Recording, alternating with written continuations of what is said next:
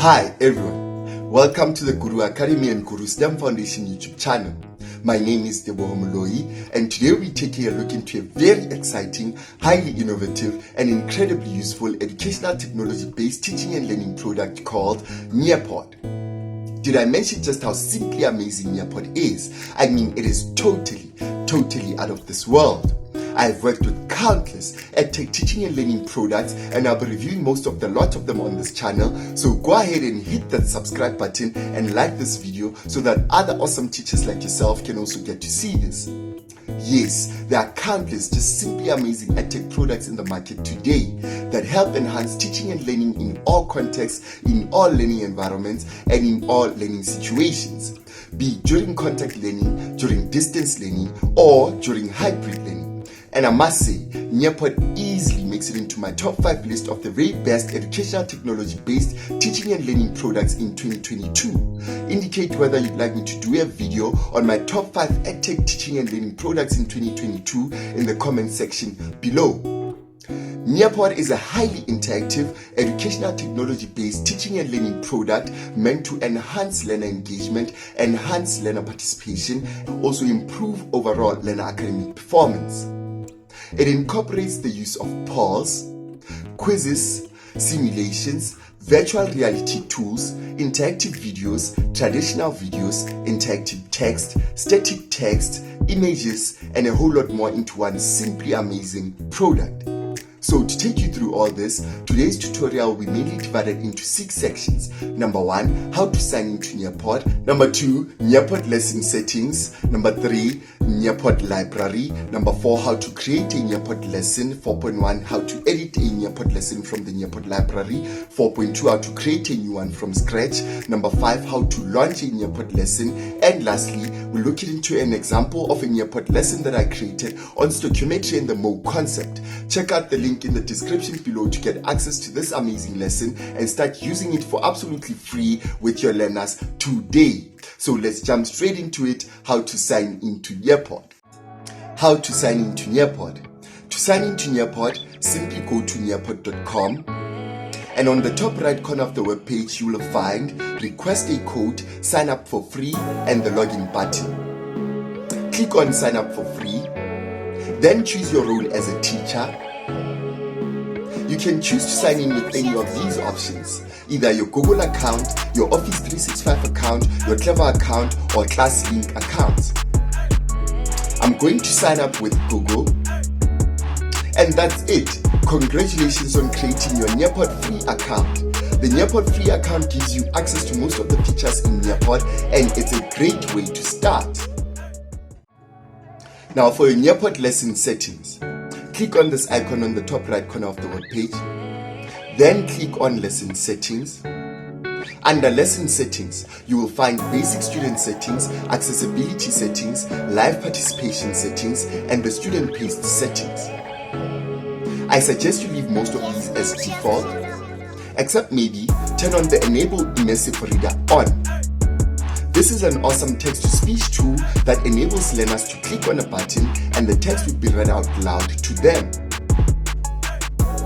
This might be particularly useful during student-paced learning, wherein the learners are by themselves with full control and full autonomy over the lesson. I mean, imagine having over 20 learners in one classroom with all of them having their immersive readers turned on. Now that would not be so ideal. The other important setting that I suggest you enable is the require student responses and prevent skipping. This feature does exactly that, and as you can see, will require learners to respond to activities in Nearpod and prevent them from skipping. Let's dive straight into the Nearpod library. Click on the Nearpod library. In the Nearpod library, you have access to thousands of pre-made resources, mainly under 3 categories: lessons, activities, and videos. One great feature about all these is Nearpod has collaborated with the best educational content creators in the world, like 3 Blue 1 Brown, BBC Worldwide, Khan Academy, History Channel, KQED, and lots more. This has allowed Nearpod to integrate the very best of the best EdTech tools into one awesome platform. Like literally, you have access to the very best learner engagement tools from the very best content creators in the world, all integrated into one amazing platform. I think this definitely gives Nearpod the edge over most products in the market today. So as a great way to start, you can search for any of the pre-made resources which may be relevant to any of the topics that you are looking into. You can filter your search by standards, subject, or grades. You can preview any of these lessons and activities or add them into your own collection of lessons under or in your library. Comprehensive lesson. This is meant to promote scientific inquiry-based learning through the 5 E's learning model. The 5 E's mean engage, explore, explain, elaborate, and evaluate. Let's see how you can edit and use a pre-made lesson from the Nearpod Library. Click on Edit Lesson. As you can see, after opening the lesson for editing, you have the Add New, Delete Slide, Copy or Paste, and Convert to Droid features. With the Add New, you can add a new slide, choose whether you want to add a content slide or an activity slide. With the Delete slide, you can easily delete any of the slides that you may not find particularly useful. Then the Copy or Paste options. These work to copy or paste various slides to and from wherever that you may want. Lastly, we have the Convert to Droid tool. This is particularly useful in converting any of your slides into an interactive slide. This enables learners to annotate, add notes, and highlight particular parts of a slide. To create a Nearpod lesson, you can either edit a pre-made lesson from the Nearpod library or you can create a new one from scratch. To create a new lesson, click on Create, then Lesson. Whichever way you do it, you will have access to add either a content slide or an activity slide into your lesson. Next, I will use the same lesson I added into my library earlier and show you how you could edit it. Click on Edit, then Add New. I will go through each one of these options available to you when adding both a content slide or an activity slide. But first, I'll start with the adding content slide options. Options that are available to you when you are adding a content slide are: number 1, slides. Here you can create a new slide from scratch or upload a pre-made Google slide or PowerPoint presentation. As you can see, you can add a title, add more text, video files, voice recordings, a GIF, change the layout of the slide content feature, and so on. This gives you a great option for creating a title page with lesson objectives and instructions for your learners to follow. As mentioned earlier, you can also add a Google slide or PowerPoint presentation covering various parts of the content to be learned later on in the Nearpod lesson, maybe as a sort of introduction to the rest of the Nearpod lesson. Next, we have classic slides. This feature is similar to the slides content feature, but a bit more limited in terms of the features that you can add onto it. Then the interactive video. This allows you to embed either open-ended questions or multiple choice questions in assessing learner understanding through various parts of a video that you would have assigned to your learners based on any concept that may be related to any topic of interest to you and your learners. Next, we have the web content feature. Here you can add just about any link to any website that you may find particularly useful for your learners to visit at any point during your Nearpod lesson. This is a great tool because there are countless websites with awesome educational content out there. And although Nearpod already has integrations with some of the very best of the best, you might still want to add a website of your own for your learners to visit. Next, we have the Nearpod 3D. Here you have access to various 3D pictures relevant to different subjects and topics. You can add any of these great 3D pictures to your lesson. Use them to rotate, zoom in and out, and draw your learners' attention to various phenomena that would be otherwise very difficult to see. Next, we have the PhET simulations. This is an amazing tool that allows you to use lots and lots of insightful, highly engaging simulations on various science and mathematics topics. Next, we have the VR field trips, which gives you access to virtual reality images of numerous monuments and historical sites around the world. This is a great tool as it gives you unique perspectives that make you feel like you are really there. Like right there, standing next to the Leaning Tower of Pisa, for instance, seeing it firsthand. Next, we have the BBC Worldwide. This feature includes a lot of educational videos on various things. However, given the learner interactive nature of the interactive videos mentioned earlier, I'm inclined towards the use of the interactive video feature rather than the BBC Worldwide videos. Next is the Sway. The Sway feature is an interactive slides feature that enables learners to directly interact with the content, enabling them to add notes, highlight and underline various things in a slide, and so on and so forth. You have access to lots of pre-made Sway lessons from the Nearpod Library. Next, we have the slideshow option. This allows you to create a slideshow of numerous static pictures that you may want to share with your learners.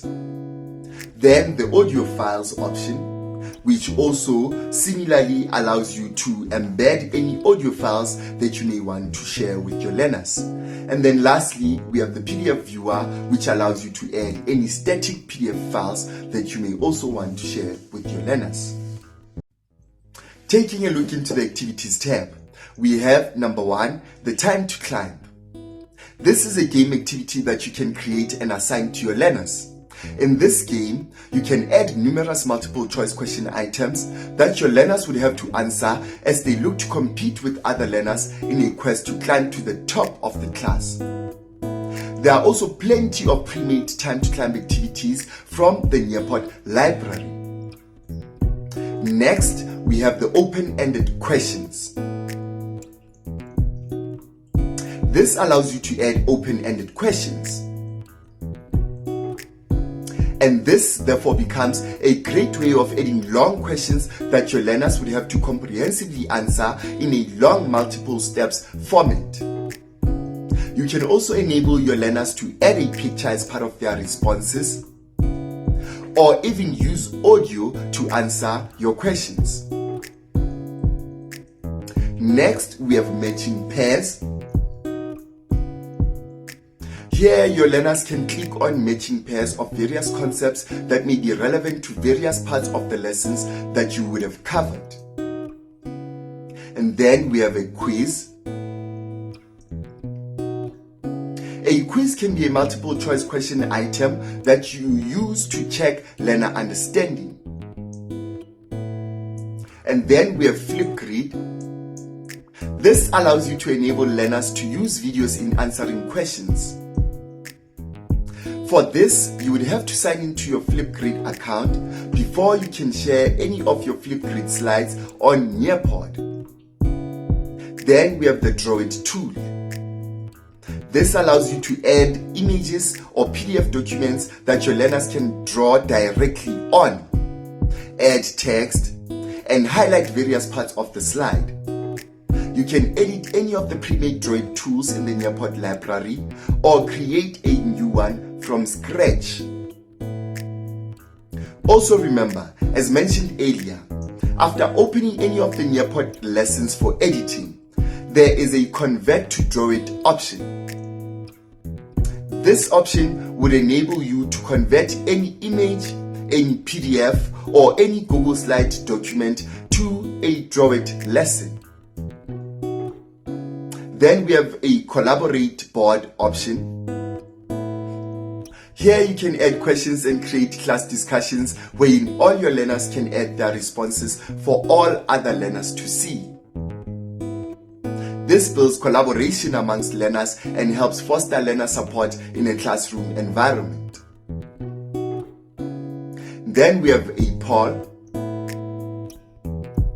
With the poll, you can conduct polls at different times during your lesson. You can use this option as an analytical tool or survey to assess general learner consensus, how learners feel about a lesson or the content that they would have learned at various parts of the lesson. For example, this can be used both at the start and at the end of a lesson to check if there has been any significant differences in learner consensus before and after the lesson. Then we have the fill in the blanks feature. This allows you to copy any text or omit any of the words that you want the learners to add at numerous parts of the text, and create a word bank from which the learners can select the words to fill in the blanks. Lastly, we have a memory test. This feature allows you to assess learners' memory and knowledge retention on key concepts. You can use this through either images or text that learners can match through matching pairs from flashcards. You can search images in the Nearpod library and add them into your activity. Once satisfied with your lesson, you can launch and share it with your learners or colleagues. To share the lesson with your learners, you can choose to use either the live participation option, where you would be in full control of the lesson, or you can use the student-paced option, wherein the learners would be in full control of the lesson. You can also share the lesson by either posting it into your Google Classroom. As you can see, Google Classroom is already integrated into Nearpod, and clicking this icon can quickly and seamlessly enable you to share your Nearpod lesson into your Google Classroom. You can also copy the link and paste it into any learner management system. You can also choose to share the lesson via email and also via Microsoft Teams. And lastly, the other ways to share a Nearpod lesson is to share the lesson through join.nearpod.com, where the teacher can share a class code that learners can use to get access to the lesson. And now, I will preview an example of a Nearpod lesson I created on stoichiometry and the mode concept. Remember to check out the link in the description below to get access to this lesson and start using it immediately with your learners for absolutely free. It's really just the study or the calculation of the relationships between the different molecules in a reaction. This is the actual definition that Wikipedia gives. Stoichiometry is the calculation of quantitative or measurable relationships of the reactants and the products. And you're going to see in chemistry sometimes people use the word reagents. For most of our really our purposes, you can use the word reagents and reactants interchangeably. They're both the reactants in a reaction. The reagents are sometimes for special types of reactions where you want to throw a reagent in and see if something happens and see if your belief about that substance is true or things like that. But for our purposes, a reagent and a reactant is the same thing. So it's a relationship of the reactants and products in a balanced chemical equation. So if we're given an unbalanced one, we know how to get to the balanced point. Balanced chemical equation. So let's do some stoichiometry. And what I'm going to do is I'm going to start, just so we get practice balancing equations, I'm always going to start with an unbalanced equation. So let's say we have iron 3 oxide. That's F iron. You have 2 iron atoms with 3 oxygen atoms plus aluminum, Al, and it yields Al2O3 plus iron. So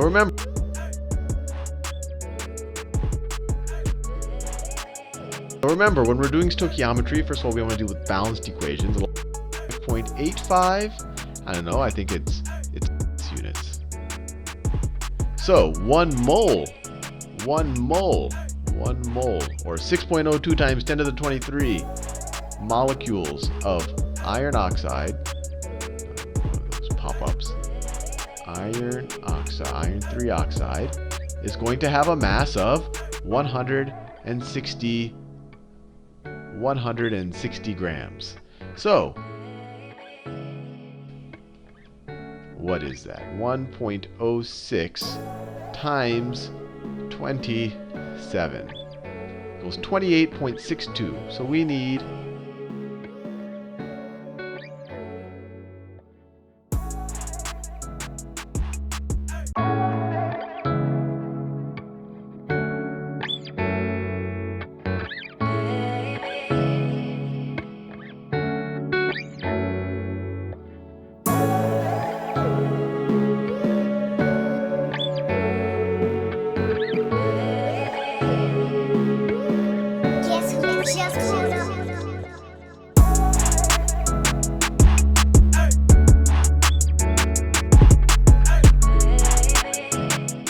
carbon dioxide and water. What mass of oxygen in grams is required for complete reaction of 25.0 grams of glucose? What masses of carbon dioxide and water in grams? So we're told that silver oxide decomposes according to the following equation. So for every 2 moles of silver oxide, it decomposes into 4 moles of silver.